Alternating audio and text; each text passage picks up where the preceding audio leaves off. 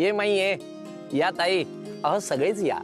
मला माहिती आहे की तुम्हाला केव्हा एकदा आजची गोष्ट बघायला मिळते याची तुम्हाला उत्सुकता लागलेली आहे. पण मला सांग माई की घरच्यांना जर एखादी गोष्ट सांगायची असेल तर तू काय करते?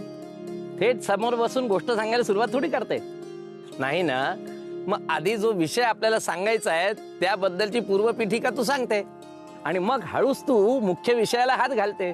तसंच आपल्या गोष्टीला सुरुवात करण्याच्या आधी थोडंसं घटकाभर आपल्याशी बोलावं असं वाटतंय.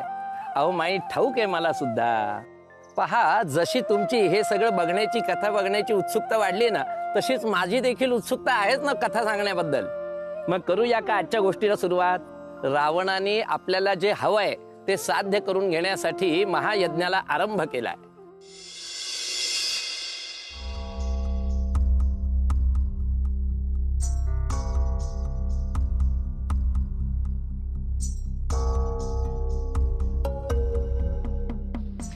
तू कुठे निघालीस? अगं अशी काय तू प्रश्न करतेस? दिसत नाही पुत्रीच्या वियोगाने महाराज किती दुःखी झालेत ते. महाराज दुःखात आहेत ते दिसतंय ग, आणि या संधीचा आपण लाभ घ्यायला हवा. नाही, महाराजांच्या दुःखावर तू तुझ्या प्रेमाची फुंकर मारशीलच. आणि मग हळूच सांग, महाराज हीच वेळ आहे राजपुत्र जन्माला आणण्याची. म्हणजे मग तुझा पुत्र जन्माला येऊ शकतो. अगं प्रसंग काय आणि तू बोलतेस काय? तुझ्याशी ना वाद घालण्यात काही अर्थच नाहीये. ओम ब्रह्मदेवाय नमः. ओम ब्रह्मदेवाय नमः. ओम ब्रह्मदेवाय नमः. ओम ब्रह्मदेवाय नमः. ओम ब्रह्मदेवाय नमः. ओम ब्रह्मदेवाय नमः. हे ब्रह्मदेव, त्या कपटी दशरथाने एका बाणाच्या साहाय्याने लंकेचे द्वार बंद केले आहेत. प्रभो, या कठीण समयी मला आपली सहाय्यता हवी आहे. ओम ब्रह्मदेवाय नमः.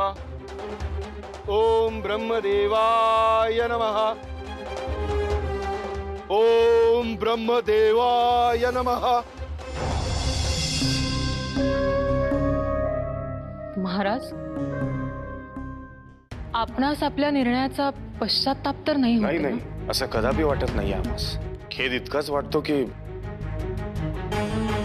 पुत्रीचा असा विरह तिच्या मातेला आणि आम्हा सहन करणं जड जात आहे. आपण एका मातेस तिला अशा प्रसंगी काय दुःख होत असेल हे विचारायचे धाडस देखील करू शकत नाही. परंतु महाराज, ह्यावर मी एक उपाय सुचवू इच्छिते. काही काही स्पष्टपणे बोल. पुत्रप्राप्ती. होय महाराज, कौसल्याताईंना लवकरात लवकर राजपुत्र प्राप्त व्हावा अशी आमची मनोमन इच्छा आहे. कदाचित ह्यानेच त्यांचे दुःख कमी होईल अशी देखील आशा आहे. अगदी योग्य सुचवलंस बघ. हे कल्पनाच इतकी सुखद आहे. शिवाय या राज्याला एक आदर्श उत्तराधिकारी मिळवून देणे हे आमचे दायित्व आहेच. आणि म्हणूनच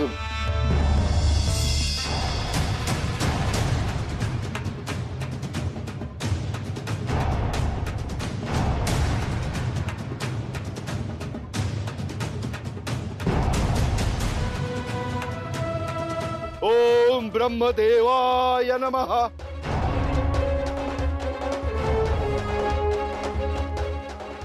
राजा दशरथ, हे सारे काय आहे? ह्याचा अर्थ महाराज दशरथांनी जो बांध घातला होता तो तुटलाय आता. पण कोणी केलं असेल हे कृत्य? महाराजांच्या विरोधात जाण्याचे धाडस कोणाच्यात आहे? असे धाडस फक्त रावणच करू शकतो. आपण घातलेला बाण त्यांनी यशस्वीरित्या तोडलाय महाराज. आता ह्यापुढे तो काय करेल काहीच सांगता येत नाही.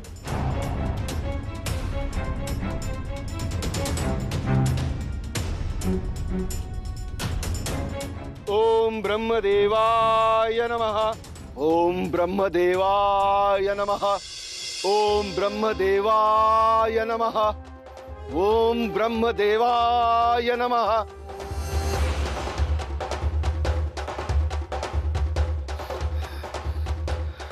ब्रह्मदेव, हे कोणत्या कपट करता आहात तुम्ही माझ्याशी? या यज्ञाच्या ज्वालांनी संपूर्ण सृष्टी जळून खाक होईल, तरीही तुम्ही का प्रसन्न होत नाही? लंकेश, आम्हाला असे वाटते की या यज्ञाचा दाह अजून वाढवायला हवा. नाही कुंभकर्ण, आता त्यापेक्षाही काहीतरी वेगळं करण्याची आवश्यकता आहे. हं? बळी, बळी, बळी. जसे की या देवतांना कोणत्याही जीवाला इजा झालेलं सहन होत नाही. या यज्ञात कोणाचा तरी जीव जाईल, तेव्हा तरी ब्रह्मदेवांना प्रसन्न व्हावंच लागेल.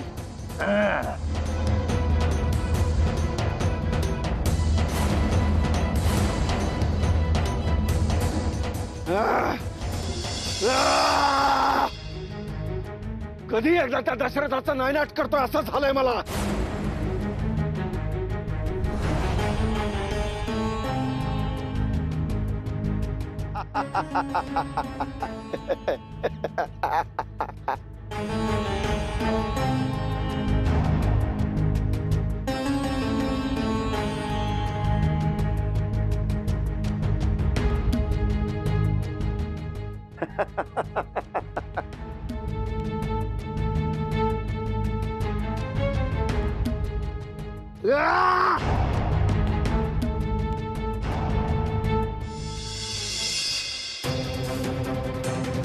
पिताश्री, अहो हे काय अनिष्ट घडते आहे पृथ्वीवर. रावणाने सुरू केलेल्या या यज्ञाचा दाह, त्याच्या ज्वाला मला आता अपशकुनी भासू लागल्या आहेत. पाहताय ना आपण? हो, पाहतोय आणि चिंतित देखील होतोय. मला सत्वर त्याच्या हाकेला धावून गेलं पाहिजे. त्याला काय हवे आहे याचा अंदाज आपल्याला आधीपासूनच आहे. त्याने जर काही अनिष्ट वरदान मागितले तर? नारदा, ही सबब मला मान्य नाही. माझ्या भक्ताची भक्ती मला क्षणोक्षणी प्रसन्न करते आहे. याआधी रावण आपली सर्व मस्तके अर्पण करेल, मला जावंच लागेल.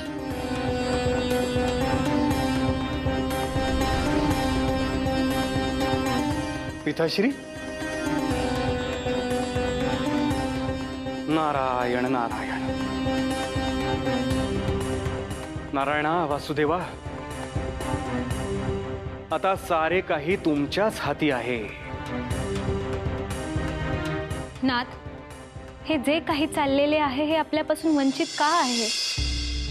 आणि ही नारद मुनींची प्रार्थना, शिवाय त्या रावणाच्या साधनेस प्रसन्न झालेले ब्रह्मदेव, हे सारे मला चिंतित करणार आहे. नाथ देवी, ज्या गोष्टी आपल्या हाती नाहीत त्यात व्यतीत होऊन अगतिक होण्यापेक्षा जे घडणार आहे त्याकडे लक्षपूर्वक पाहणे इष्ट आहे. आता प्रसन्न झालेल्या ब्रह्मदेवांकडे रावण काय वरदान मागतो यावर पुढील खेळ अवलंबून आहे.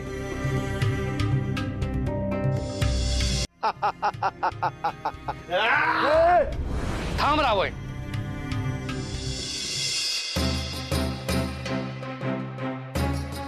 प्रणाम ब्रह्मदेव. तुम्हा दोघांच्या तीव्र तपश्चर्येने मी प्रसन्न झालो आहे. लंकाधीश, तुझी मस्तके ही तुझ्या अंगी असलेल्या ज्ञान, कला, विद्या यांची प्रतीके आहेत आणि त्यांचा असा दुरुपयोग करणं इष्ट नाही. क्षमा असावी प्रभू. कोणती ज्ञान, विद्या याचा अवमान करण्याचा माझा हेतू नव्हता, परंतु आपणास प्रसन्न करण्यासाठी माझ्याकडे कोणताच पर्याय शिल्लक नव्हता. तुम्हा उभय त्यांच्या घोर तपश्चर्येने मला प्रसन्न केले आहे. कुंभकर्ण, माग तुला काय हवं ते. ब्रह्मदेव, मला 2 गोष्टी खूप आवडतात. प्रथम अन्न, दुसरे निद्रा. ब्रह्मदेव, आम्हाला आपण हेच वरदान द्यावे. वर्षातले 6 महिने मी निद्रेमध्ये घालवीन आणि 1 दिवस भरपूर अन्न ग्रहण करीन. तथास्तु.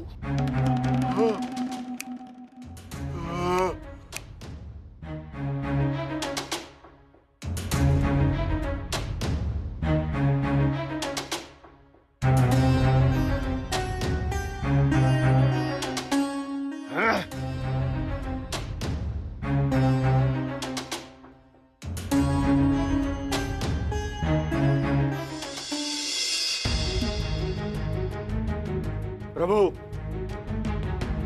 मला केवळ या जगतावरच नव्हे तर काळावर अधिपत्य गाजवायचे आहे आणि त्यासाठी मला मृत्यूवर विजय मिळवायचा आहे. नेमकं काय सुचवायचंय तुला? मला अमरत्व प्राप्त करायचे आहे. रावण, हे शक्य नाही. जातसेही ध्रुव मृत्यू. जन्मास आलेल्या प्रत्येकास मरण अटळ आहे. परंतु प्रभू, आपणच माझ्या तपास प्रसन्न झालेले आहात, त्यामुळे मी मागेल तो वर देण्यास आपण बांधील आहात. सावधान लंकेश. ब्रह्मदेव कशाशीही बांधील नाहीत आणि असतील तर सृष्टीच्या नियमामध्ये. इतर कुठलेही वरदान माग, ते पूर्ण केले जाईल.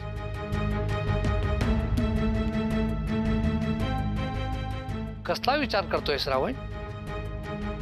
माग जे तुला हवंय ते.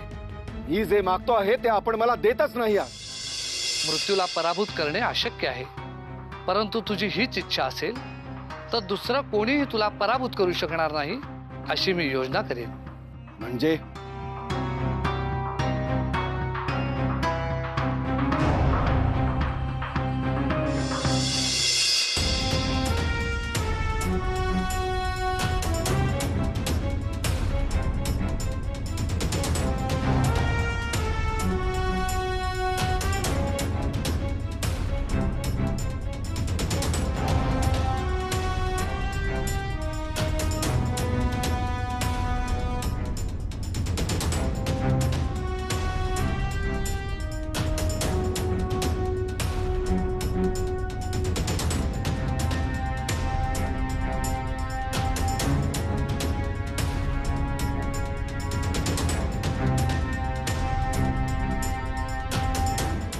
अंकादिशा, तुझे प्राण केंद्रित करून तुझ्या नाभीमध्ये बंदिस्त करून ठेवले आहेत. तुझ्या शरीरास इतरत्र कोठेही कितीही विघातक जखम झाली तरी देखील तुला काहीही इजा होणार नाही. जोपर्यंत या नाभीमध्ये वार केला जात नाही तोपर्यंत तुझा प्राण देह सोडणार नाही. हे वरदान अमरत्वापेक्षा उणे नाही.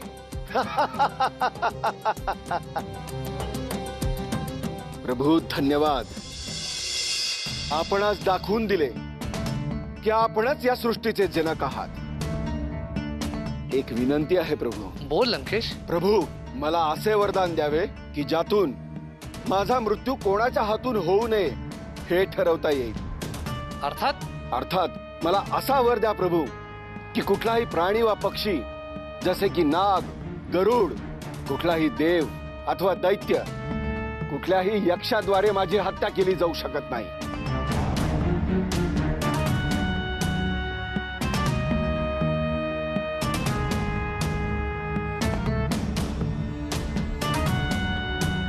तथास्तु.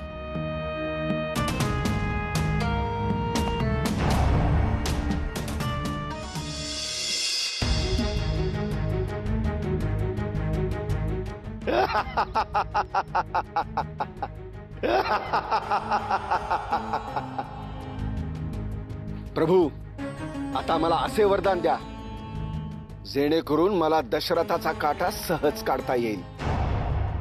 आता मला तेच करायचे आहे ज्यात त्या अयोध्या नरेश दशरथाचे अहित असेल. त्यास नाहीसे करून मला अयोध्येवर अधिपत्य गाजवायचे आहे. सावधान रावण, तू पुन्हा चूक करतो आहेस. तू हे विसरतो आहेस की तुला तुझ्या संरक्षणासाठी तुझ्या इच्छेचे वरदान अवगत होऊ शकते. परंतु इतर कुठल्याही जीवाची हानी होणार असेल असे कुठलेही वरदान मिळवता येणार नाही. प्रभू, आपण असे कसे म्हणू शकता की हे माझ्या संरक्षणासाठी नाही? कारण मला नारायण नारायण. देवर्षी नारद, प्रणाम मुनिवर. प्रणाम पिताश्री. लंकाधीशा, क्षमा असावी. आपली परवानगी न घेता मी इथे प्रकट झालो आहे. खर तर कारणही तसंच आहे. आपण वरदानच असं मागितलंय विचित्र. विचित्र? अर्थात आपण आत्ताच मृत्यूवर विजय मिळवलाय. देव आणि दैत्य यांपैकी कोणीच आपला वध करू शकत नाही. अशा वेळी आपल्याला असा वर मागणं शोभत नाही. आपण किती थोर महान आहात आणि एका सामान्य राजासाठी आपण साक्षात ब्रह्मदेवाकडे असे वरदान मागावे. आपणच म्हणाला होता स्वबळावर मृत्यूवर विजय मिळवे, मग सारं काही तुम्हाला जमेल. मात्र दशरथ राजाला हरवण्यासाठी आपल्याला काहीही करायची गरज नाही. हे काय बोलताय आपण मुनिवर? सत्यवचन कथन करतो आहे. दशरथ राजाचा वंश रघुवंश आता संपत चालला आहे. त्याला पुत्र नाही. तो जर्जर झाल्यानंतर आपण सहज त्याचा पराभव करू शकता. होय ना पिताश्री? मग अशा वेळी आपल्याला वरदानाची काय आवश्यकता? रावण महाराज, आपण कसल्या विचारात आहात? सत्य बदलात मुनिवर. आता इतक्या सामान्य राजासाठी वर मागणं नव्हे, त्याच्याशी लढाई करणे सुद्धा मला शोभत नाही. काहीच वर्षात या त्रैलोक्यावर केवळ माझेच राज्य असेल आणि हा लंकाधीश रावण आता त्रिलोकाधीश रावण म्हणून गणला जाईल.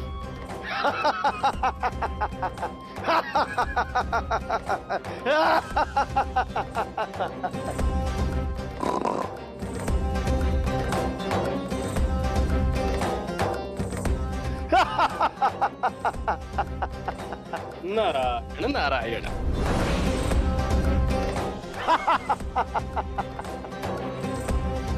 धन्यवाद प्रभू, धन्यवाद. आता हा रावण ही सर्व सृष्टी कशी जिंकतो ते पहाच.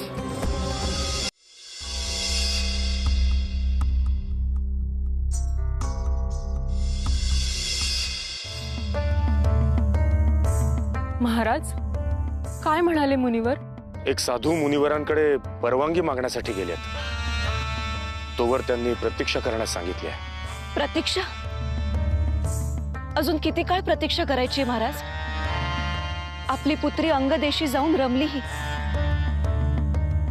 काळ किती वेगानं सरकलाय. शांता आता उपवरही झाली असेल, परंतु तिच्या पश्चात महालात बाळाचे सूर ऐकू आले नाहीत. आमच्यापैकी कोणाची कूस उजवली नाही. आपले प्राक्तन आपल्यावर का रुसले महाराज, हे विचारायचंय मला वशिष्ठ मुनींना. शांत व्हा कौसल्यताई, सांभाळा स्वतःला. महाराज, आपणास बोलवले आहे.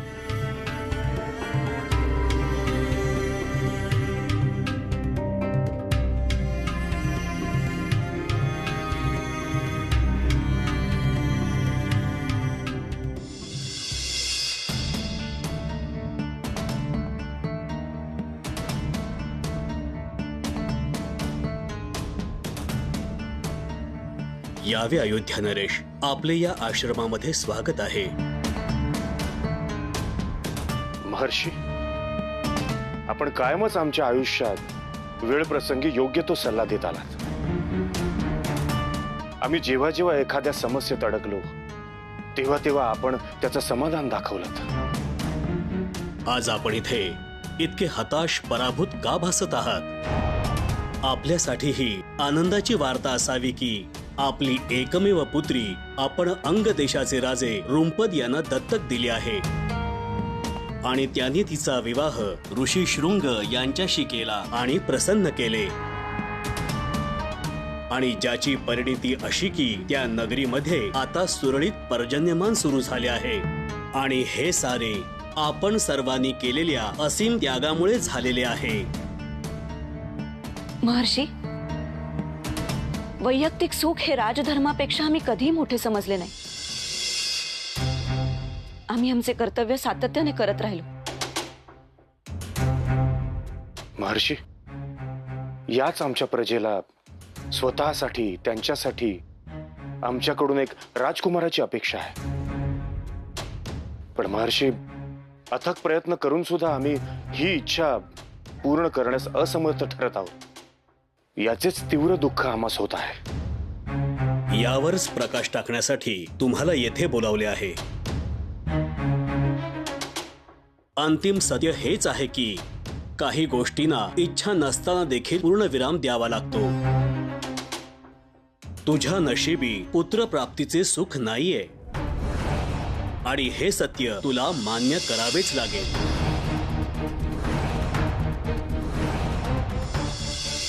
मंडळी, पाहिलं का तुम्ही की त्या रावणाचा अहंकार इतका मोठा झाला, इतका वाढला की त्याच्या पुढे त्याला कोणाचं भयच राहिलं नाही. पहा, अहंकार आणि उन्मत्तपणा केवळ तेवढंच राहत नाही, तर त्याची सदसद विवेक बुद्धी देखील सगळी नष्ट होऊन जाते. याच्यानेच माणूस खऱ्या अर्थाने अविवेकी बनतो. पहा, कित्येक वेळेला आपल्याला असं पाहायला मिळतं की आणि अनेक वेळेला आपण हे देखील म्हणतो की हा माणूस पूर्वी असा नव्हता. अहो पहा, याच्याकडे पैसा आला आणि याच्यात हा सगळा बदल झाला, याचं प्रमोशन झालं म्हणून हा बदलला. पहा, आता सुखाचे दिवस आले तर मागचे दिवस विसरला. हे सगळं कशाचं मूळ आहे मंडळी? याचं सगळ्यांचं मूळ म्हणजे अहंकार. त्याला खत पाणी घालणं हेच याचं लक्षण मानलं जाईल. पहा, म्हणूनच एक गोष्ट लक्षात ठेवली पाहिजे मंडळी, की अहंकार हा कायमच वाईटच आहे आणि म्हणून त्याचा लवलेश देखील, त्याचा स्पर्श देखील आपल्याला होऊ देऊ नये, ही आपली जबाबदारी. पहा, रावणाच्या या अहंकाराची परिणती शेवटी कशात झाली हे आपल्याला खरं तर पाहायचंय. पण मात्र तोपर्यंत उतू नको, मातू नको, घेतला वसा टाकू नको.